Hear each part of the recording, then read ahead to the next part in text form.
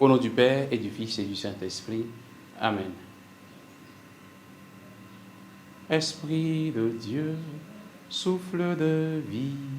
Esprit de Dieu, souffle de feu. Esprit de Dieu, consolateur, tu nous sanctifies. Évangile de Jésus-Christ selon saint Luc.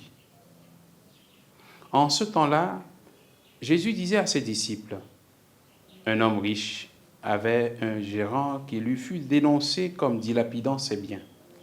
Il le convoqua et lui dit, « Qu'est-ce que j'apprends à ton sujet? Rends-moi les comptes de ta gestion, car tu ne peux plus être mon gérant. » Le gérant se dit en lui-même, « Que vais-je faire, puisque mon maître me retire la gestion? Travailler la terre, je n'en ai pas la force. Mendier, j'aurais honte. Je sais ce que je vais faire, pour qu'une fois renvoyé de ma gérance, des gens m'accueillent chez eux. » Il fit alors venir un par un ceux qui avaient des dettes envers son maître.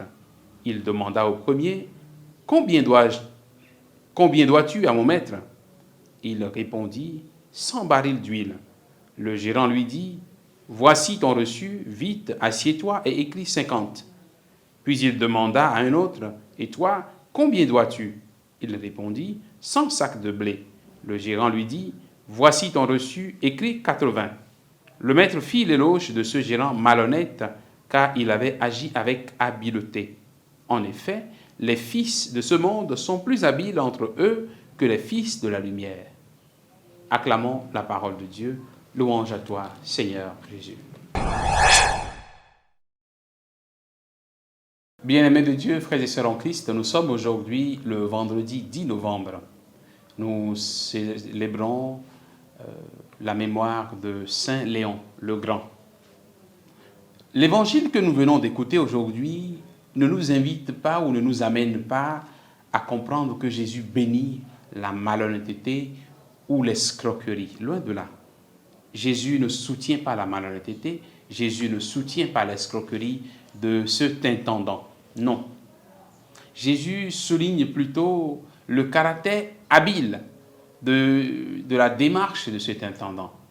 Il pense rapidement qu'on va lui arracher la gestion des biens, alors il pense à son avenir en disant « Il faut rapidement que je fasse quelque chose pour que je puisse être accueilli. » Et la leçon que Jésus dit, si ce gérant qui est malhonnête pense utiliser les biens pour pouvoir sauver ses relations avec les autres, combien plus nous qui sommes fils de la lumière, nous ne devons pas mieux faire.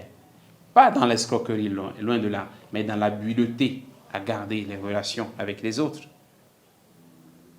Frères et sœurs en Christ, cette parabole me rappelle les expériences que beaucoup de jeunes ou beaucoup de personnes rencontrent quand, par exemple, on leur dit, écoute, pour pouvoir trouver un travail, il te faut entrer dans une loge, entrer dans un cercle fermé, parce que les fils du monde sont habiles entre eux. Ils utilisent l'argent, les biens matériels pour se soutenir. Il y a beaucoup de groupes, de sectes, de mafias, de groupes bien restreints aujourd'hui dans lesquels les gens se soutiennent. Les gens se donnent les marchés, les gens s'entraident tout simplement. Jésus dit, si les gens qui sont du monde en font autant, vous qui êtes fils de la lumière, vous pouvez utiliser ces biens pour pouvoir préparer le royaume de Dieu. Nous, chrétiens, nous sommes invités donc aujourd'hui à utiliser l'argent pour préparer le royaume de Dieu. Si nos biens, si notre argent sert à faire du bien aux pauvres, alors nous recevrons cela dans le royaume de Dieu. Ils nous accueilleront dans le royaume, ces pauvres que nous avons aidés. C'est la leçon que Jésus nous donne aujourd'hui. La leçon pour nous, c'est de partager avec les autres le peu que nous avons reçu de Dieu. Que le Seigneur nous donne la grâce de partager avec nos frères et sœurs, de sauver nos relations avec ces pauvres, puisque ces pauvres, nous devancerons dans le royaume. De telle sorte que quand nous irons les trouver là-bas, qu'ils nous préparent une place, qu'ils nous accueillent donc.